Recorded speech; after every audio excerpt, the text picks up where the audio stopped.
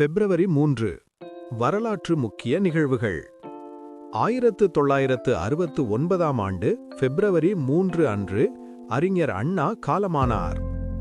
தமிழ் மக்களின் இதயங்களில் வாழும் அறிஞர் அண்ணாவின் 25 முக்கியம் தகவல்கள். CNA என்ற 3 எழுத்தால் அறிமுகமான அண்ணாதான் தமிழ்நாட்டு அரசியலில் உருவான முதல் தளபதி. பெரியாரின் சீடராக வலம் வந்தபோது அப்படித்தான் அழைக்கப்பட்டார். அதன் பிறகு எல்லோருக்கும் அவர் அண்ணாதான். பள்ளியில் படிக்கும்போது பொடி போட்டு படித்தார். கல்லூரி காலத்தில் வெற்றிலை பாக்கு பயின்றார். வெளியில் எச்சில் துப்ப வகுப்பில் ஜன்னலோரத்து இருக்கையில் இருப்பார். இந்த தொட்டில் பழக்கம் சுடுகாடு வரை இருந்தது. என் வாழ்க்கையில் நான் கண்டதும் கொண்டதும் ஒரே தலைவர் பெரியார் என்று அறிவித்திருந்தார். அவரை விட்டு பிரிந்து தனி கட்சி கண்டபோதும் தலைமை நாற்காலியை பெரியாருக்காக காலியாகவே வைத்திருந்தார். அண்ணா காலமானவரை திமுகவுக்கு தலைவர் அறிவிக்கப்படவே இல்லை. 2 மயில்கள், 2 மான்கள், புறாக்கள், நாய் ஆகியவற்றை கடைசி வரை விரும்பி வளர்த்தார். அவர் இறந்த 1 வாரம் கழித்து அவரது படுக்கையை சுற்றி வந்து அந்த நாய் இறந்தது. பிற விலங்குகளை பராமரிக்க கொடுத்து விட்டார்கள். அண்ணா ராணி தம்பதியினருக்கு குழந்தைகள் இல்லை. எனவே தனது அக்கா மகள் சௌந்தரியின் மகன்களான பரிமளம், இளங்கோவன், கௌதமன், ராஜேந்திரன் ஆகிய 4வரையும் தத்து எடுத்து வளர்த்தார். தினமும் துவைத்து சுத்தப்படுத்திய வேட்டி சட்டை அணிய வேண்டும் என்று நினைக்க மாட்டார். ஒரே சட்டையை 2-3 நாட்கள் போடுவார்.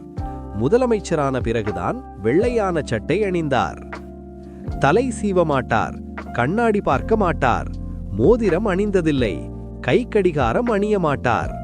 என்னை கேலண்டர் பார்க்க வைத்து கடிகாரம் பார்க்க வைத்து சூழ்நிலை கைதியாக்கிவிட்டதே இந்த முதலமைச்சர் பதவி என்று சொல்லிக் கொண்டார். காஞ்சிபுரம் தேனம்பாக்கத்தில் 1 ஏக்கர் நிலம், காஞ்சிபுரத்தில் 1 வீடு, சென்னை நுங்கம்பாக்கத்தில் 1 வீடு, 3ம் தான் அண்ணா வைத்துவிட்டு போன சொத்துக்கள். முதலமைச்சராக இருந்து அவர் இறந்த மாதத்தில் சென்னை நுங்கம்பாக்கம் இந்தியன் வங்கியில் 5000 ரூபாய், மயிலாப்பூர் இந்தியன் வங்கியில் 5000 ரூபாய் அவரது கணக்கில் இருந்தன. நெசவு மற்றும் தையல் தொழில் நன்றாக தெரியும். என்னுடைய அளவுக்கு மீறிய பொறுமைக்கு இதுதான் காரணம். நூல் அருந்துவிடக்கூடாது என்பதற்காக நெசவாளியானவன் எப்போதும் இப்படித்தான் கவனமாகவும் பொறுமையாகவும் இருப்பான் என்பார். புற்றுநோய் பாதிப்பில் இருந்தபோது சென்னை மருத்துவமனையிலிருந்து வேலூர் CMCக்கு அவரை கொண்டு செல்லும்போது தடுத்தார். நாமே அரசாங்க மருத்துவமனையை மதிக்காதது போல ஆகிவிடும் என்றார். அண்ணா பல மணி நேரங்கள் பேசிய கூட்டத்துக்கு எத்தனையோ உதாரணங்கள் உண்டு. ஒரு கூட்டத்தில் 5 நொடிகள்தான் பேசினார். காலமோ சித்திரை, நேரமோ பத்தரை, உங்களுக்கோ நித்திரை, போடுங்கள் உதயசூரியனுக்கு முத்திரை என்பதே அந்த பேச்சு. நாம் வாழும் இந்த மாநிலத்துக்கு தமிழ்நாடு என்று பெயர் வைத்தது, சுயமரியாதை திருமணங்களுக்கு அங்கீகாரம் வழங்கியது, தமிழ் மற்றும் ஆங்கிலம் என்ற 2 மொழி திட்டத்தை சட்டமாக்கியது, இவை 3ம் அண்ணாவின் சாதனைகள். திமுக ஆட்சியை பிடித்தால் தான் முதலமைச்சர் என்ற யோசனை கூட இல்லாமல் தென் சென்னை நாடாளுமன்ற தொகுதிக்கு போட்டியிட்டவர் அண்ணா. உலகம் பழையதும் புதியதும், நிலையும் நினைப்பும், நாடும் ஏடும், நல்ல தீர்ப்பு, ஆற்றங்கரையோரம் என்று தலைப்பு கொடுத்து அதிகம் பேசியது இவர்தான். மைக்கு முன்னால் நின்றதும் தலைப்பு கொடுப்பார்கள். அப்படியும் பேசியிருக்கிறார். 2 அணா டிக்கெட் வசூலும் இவரது பேச்சை கேட்க வசூலித்திருக்கிறார்கள். எதையும் தாங்கும் இதயம் வேண்டும், கத்தியை தீட்டாதே புத்தியை தீட்டு, ஏழையின் சிரிப்பில் இறைவனை காண்போம், கடமை கண்ணியம் கட்டுப்பாடு, எங்கிருந்தாலும் வாழ்க, மறப்போம் மன்னிப்போம், வாழ்க வசவாளர்கள், மாற்றான் தோட்டத்து மல்லிகைக்கும் மனமுண்டு, சட்டம் ஒரு இருட்டறை, மக்கள் தொண்டே மகேசன் தொண்டு ஆகிய பிரபலமான வாசகங்கள் அனைத்தும் அவருக்கு சொந்தமானவை. தனக்கு கீழ் இருந்தவர்களை நாவலர், கலைஞர், பேராசிரியர், சொல்லின் செல்வர், சிந்தனை சிற்பி, தத்துவமேதை என்ற பட்டம் சொல்லி அழைத்து வளர்த்து விடுவார்.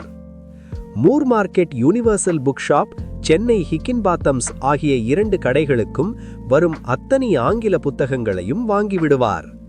ஹிக்கின்பாத்தம்ஸ் எடுத்த கணக்கெடுப்பின்படி மைசூர் மகாராஜா ஜெயசாமராஜ் உடையாரும் அண்ணாவும் தான் அதிகமான புத்தகங்கள் வாங்கியவர்களாம் அந்த காலத்தில்.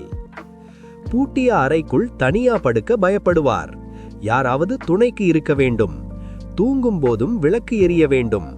காஞ்சிபுரத்தில் குரங்குகள் அதிகமாக இருந்ததால் தன்னை குரங்கு கடித்து விடுமோ என்ற பயம் எப்போதும் இருந்திருக்கிறது. முதலமைச்சரானதும் அதுவரை தன்னை எதிர்த்த வந்த பெரியார், காமராஜ், பக்தவத்சலம் ஆகிய மூவரையும் சந்தித்து ஆலோசனைகள் பெற்றார்.